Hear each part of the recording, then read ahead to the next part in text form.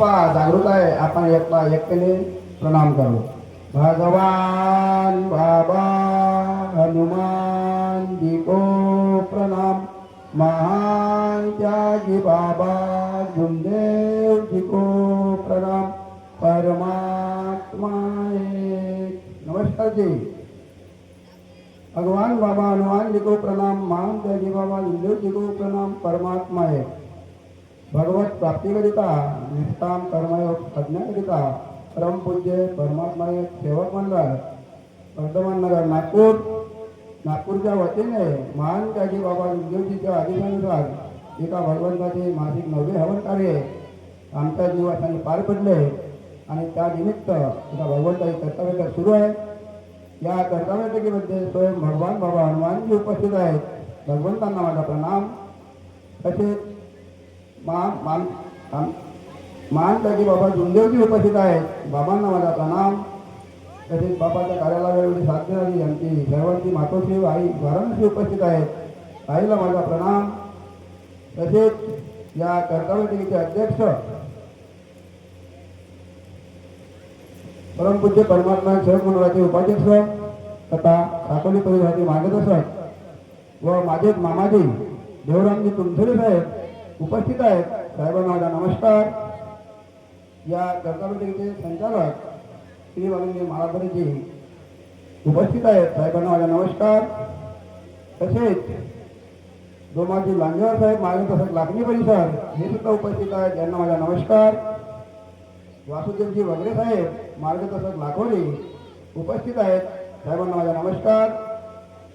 माणिकरावजी निघाले सर साकोली शाखा कार्याध्यक्ष हे सुद्धा उपस्थित आहेत. यांना माझा नमस्कार. तसेच नाव घेणे शक्य होत नाही त्यांना वेळ झाली आहे तरी संपूर्ण मंच त्यांच्या पुस्तकात स्वागत झाले. असा हा मंच सर्वांना माझा एकटाच नमस्कार. तसेच उपस्थित सेवक सेविका बालसेवक सर्वांना माझा नमस्कार. तर संतालक साहेबांनी मला सकाळची विनंती करून माझ्या जे कारण विचारले आहे ते मी सांगत आहे. भगवान बाबा हनुमान जी को प्रणाम. महान त्यागी बाबा गुरुदेव जी को प्रणाम. परमात्मा आहे. भगवान बाबा हनुमान जी मी जीवनात केलेली सर्व पूजा व जुने विचार बंद केले. मी मरीन किंवा जगीन जीवनात एकच भगवंत बाबा हनुमानजीलाच मानेन. मी माझ्या कर्माने चुकलो याची मला क्षमा द्या. बाबांचे आदेश सत्य मर्यादा प्रेम चार तत्व 3 शब्द 5 नियम जीवनात पाळीन असे मी सत्य वचन देतो. याला जीवनात कधीही विसरणार नाही. तर मी माझ्या कारण सांगत आहे. माझे मार्गाचे कारण म्हणजे मला दारूचा खूप व्यसन होता आणि त्या दारूच्या व्यसनामुळे माझ्या कुटुंबात खूप असा पती पत्नीमध्ये मुलाबाळांमध्ये वादविवाद होत होता आणि चिडचिडपणा नेहमी असायची. मी खूप पूर्वी खूप बाहेर कंपनीत जात होतो कामाला जात असताना तिकडे बाहेर राहायचं, बाहेर खायचं, बनवायचं, पैसे तर खूप कमवत होतो पण व्यसन खूप वाढला होता आणि पैसे काही पुरे पडत नव्हते. असे करता आमच्या घरी आल्यावर एक पती पत्नीमध्ये भांडण, वातावरण बरोबर नाही, मुलं मला नर्वस होऊन जायचे, मुलांची शिक्षण म्हणा, कपडा लत्ता सगळ्या व्यवस्थित होत नव्हत्या. असे म्हणून माझी पत्नी म्हणते की तुम्ही आता बाहेर जाऊन काही फायदा नाही, गावाकडेच काम मिळणार बघा. तेव्हा आमच्या आता मी तिथं काम करतो त्या कंपनीचे मालक विनोद भाऊ कांदेवार ते आमच्या ग्रामपंचायतमध्ये आले होते आणि मी तिथं गेलो होतो. तेव्हा त्यांना मी म्हटलो की साहेब म्हटलो मला काही कामधंदा तुमच्या कंपनीत द्या. तेव्हा त्यांनी म्हणला की तुम्ही मोरगावला ऑफिसमध्ये येऊन भेटा मग सांगतो. गेलो ऑफिसमध्ये रविवारी दिवशी त्यांच्या ऑफिसमध्ये बसलो, त्यांना ठरवला पेमेंट काही ठरवला, कामाला सुरुवात झाली. पुढच्या महिन्यापासून कामाला घ्या म्हटलं, कामाला गेल्यानंतर आता तिथंही महिन्याला पगार पाणी होत होता आणि पैशाची काही कमी नव्हती. कामाचे पैसे, हिशोबाचे पैसे माझ्याकडे राहत होते आणि मला पगार राहत होता.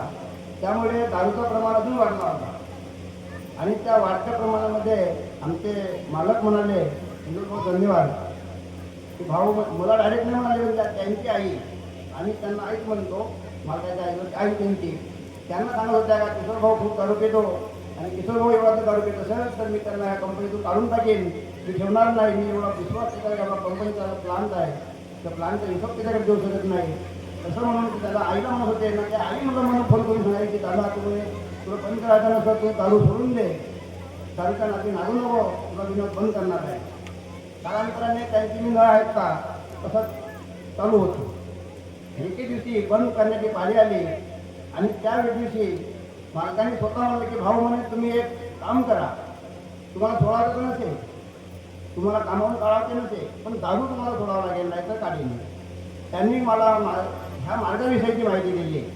भाऊ म्हणजे तुम्ही दारू सोडायचा असेल, तुम्ही एक परमात्म्याचा मार्ग आहे म्हणला, त्या मार्गात तुम्ही जाऊन पहा, तिथं तुम्हाला खरोखर समाधानी मिळेल. मी ऐकलं म्हणे नाव म्हणे मार्गाचा, ह्या परमात्म्या मार्गाचा. माझ्याकडे आता भरपूर ड्रायव्हर वगैरे काम करतात, तुम्ही परमात्म्या मार्गामध्ये खूपच आहे म्हणजे मला आवडते म्हणते, ह्या मार्गातले लोक मला कंपनीत ठेवणे आवडते म्हणते, म्हणून म्हणजे तुम्ही मार्गात जा, तर तुम्हाला ठेवेल, नाही तर मला 1 तारखेपासून तुम्ही बंद होऊन जा, असं परत त्यांनी मला स्पष्ट म्हणला. नंतर मी घरी आलो. घरी आल्यानंतर कोणाजवळ सांगितलं अशी गोष्ट झाली, साहेबांना असं म्हटलं मला आता कसा करून, म्हणजे मार्गात जाऊ, चला आमची तयारीच आहे, याची पूर्वीपासून तयारी होती, मी ऐकत नव्हतं यायचं, ऐकायला जाऊ तिथे जाऊ मार्गात जाऊ, पण मी ऐकत नव्हतो. त्यावेळेस माझ्या मनात वाटलं का खरोखर आता काहीतरी आपण केल्या पाहिजे, कारण का आपण बाहेर जाऊ शकतो नाही, कुठं दुसरं काम करू शकतो नाही, कंपनीतून जर मग आपली नोकरी गेली आपण काय करू, म्हणून म्हणलं आता मार्ग जावाचा. म्हणला ठीक आहे, तुम्ही म्हणत्या जाऊ. ज्या दिवशी मी जाऊ म्हणून असं शब्द दिलो मुलांजवळ आणि पत्नीजवळ, त्या दिवशी लगेच दुसऱ्या दिवशी त्यांना माहिती होता घर कसं साफ करावं लागते. सेवकाची गरज पडली नाही, आमचा घर साफ करावं. माझे 2 मुलं आणि माझी पत्नी ठीक आहे, त्याने घर साफ केला. नंतर मी सेवकांना बोलवलो, माझा भाऊ आहे, सासूची बाग आहे आणि माझ्या भाऊची मुलाची माती आहे, हे सुद्धा आले होते. त्यांना बोलवून मला काही आहे का पहा, मार्गात जावायचं आहे का मला, ठीक आहे म्हणजे चला. मग भाऊ वगैरे आमचे साधू वगैरे मार्गात साहेबाला फोन केला असेल कदाचित, मार्गात एक सेवक येत आहे. मग तारीख ठरली, 2 तारीख होती मार्गात झाली. आम्ही त्या दिवशी जायचं होतं मार्गात साधाकडे, ती तारीखला आम्ही 2 तारखेला 2/12/2020 मार्गात साहेबाला घरी गेलो. मार्गात साहेबाला घरी गेल्यानंतर मार्गात साहेबांनी आम्हाला मार्गाचे हे शिकवण समजून सांगितले, मार्गाचे नियम समजून सांगितले आणि सांगितले की ह्या मार्गात मरावा लागते. ठीक आहे म्हटलं, आता मरावा लागते आहे, तिला काही मरलेच आहे, मार्गात जाऊन मरू. खरोखर बघा, आम्हाला सगळं सांगितल्यानंतर साहेबांनी आम्हाला वचनबद्ध केलं आणि वचनबद्ध करून 7 दिवसाचे कार्य केले. आणि त्या 7 दिवसाच्या कार्यामध्ये माझी लक्ष्य बिलकुल त्या दारू बनवून घेतली झाली, म्हणजे अजिबात लक्षच नाही, दारूचं आठवण नाही. दारूचे माझे मित्र जे होते ते ऑटोमॅटिक दुरावत गेले, तुटत गेले. आता एकही दारू पिण्याला कोणा मित्र माझ्यासोबत नाही.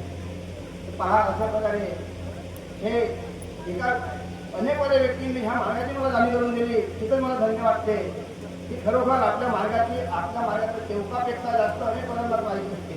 त्यांना त्याचे अनेक आहेत, त्यांनी मला ह्या मार्गाचा मृत्यू दाखवली, त्यांनी मला ह्या मार्गात जाण्याचा सल्ला दिला. खरोखर आज मी या ठिकाणी बोलत आहोत ते महानटकी बाबा देवदेवची कृपा मार्ग स्थापन केला आणि लोकांना आम्हाला दिला. खरोखर ज्यावेळेस मी दारू घेत होतो त्यावेळेस मी अपेक्षेपासून तेनाला जीव करत नव्हतो. एवढी परिस्थिती कमी होती, जेव्हा मी दारू केली तेव्हा मी तेनाला जीव करत होतो. आणि दारू त्यांनी हात घालणं चालू झाले होते, जिथं येत नव्हतं, काही लोक मला मदत करत नव्हतं, एवढी परिस्थिती झाली होती. मी पहा, त्या 7 दिवसाच्या कार्यामध्ये मला दारूच्या आठवण सुद्धा आली नाही. म्हणजे हे माझ्यावर भगवंताची कृपा झाली. 3/12/2020 मध्ये 20 या दिवशी माझ्या निवासस्थानी एका भगवंताची पहिली डोस लागली. त्या दिवसपासून माझ्या घरामध्ये सुख शांती निर्माण झाली. पती वाद होते, मी निर्माण घेतले. मुलाबाळामध्ये सुंदरता वाटली, मुलांचे शिक्षण बरोबर होऊन राहिले. सगळ्या गोष्टी हळूहळू भगवंताचे कार्य करत गेलो आणि आज तुमच्यासमोर बोलत आहोत. म्हणजे हे माझी भगवंताची कृपा आहे आणि भगवंताच्या कृपेमुळे मला खूप काही मिळालं पण आहे. आज म्हणजे धनदौलत नाही, पण मला खूपच समाधान आहे. आणि माझे मुलं बाळं, मेन महत्त्वाचं म्हणजे माझे मुलं बाळं हे आज चांगलं शिक्षण घेत आहे. ह्या बाबाची कृपा मिळाली आणि माझा एक मोठा मुलगा बी इंजिनिअरिंग थर्ड इयर करत आहे आणि दुसरा मुलगा एफ.वाय. शिकत आहे. म्हणजे पहा, एवढी लायकी नव्हती माझी शाळा शिकवायची. आज माझ्या माझ्या या एकामुळे भगवंताच्या या मार्गामुळे मला खूप म्हणजे माझ्या मुलं सुखी आहे. आणि आज जो मला मालक कामावर काढणार होता, आज त्या मालकाने मला एवढा पावर कमी केली की आज तुम्ही म्हणाल तो व्यक्ती तुम्ही आपल्या मताप्रमाणे ठेवू शकता किंवा काढू शकता. आज करोडो रुपयाचा व्यवहार माझ्या हातात त्या मालकाने केला. त्याला समजलं की आता खरोखर किशोर बाबा हा निर्व्यसनी झाला आहे, त्याच्या वागणूक चांगली झाली आहे. असे करून या मार्गातून आल्यानंतर मार्गात आल्यानंतर मला खूप समाधान लागलं आणि आज माझा कुटुंब माझा परिवार किती समाधानी जीवन जगत आहे. म्हणून त्यासाठी आपल्याला 4 तत्व 3 शब्द आणि 5 नियमांचा काटेकोरपणे पालन करावे लागेल आणि बाबाने दिलेल्या तत्वशुद्ध नियमांचं पालन करावं लागेल. म्हणून देवबंधू आपण अशा प्रकारे जर आपण भगवंताचे कार्य करत गेलो तर आपली जीवनशैली आहे कधीही खाली जाणार नाही. आज माझे जीवन घरगृहस्थी गुंतवलेली आहे, घरगृहस्थी लायकी नव्हती. म्हणून म्हणतो आपण जर भगवंताची एक लक्ष्य जर आपण सेवा केली तर आपल्याला फळ नक्की मिळेल. एवढे बोलून मी माझे थांबवतो. सर्वांना माझा नमस्कार.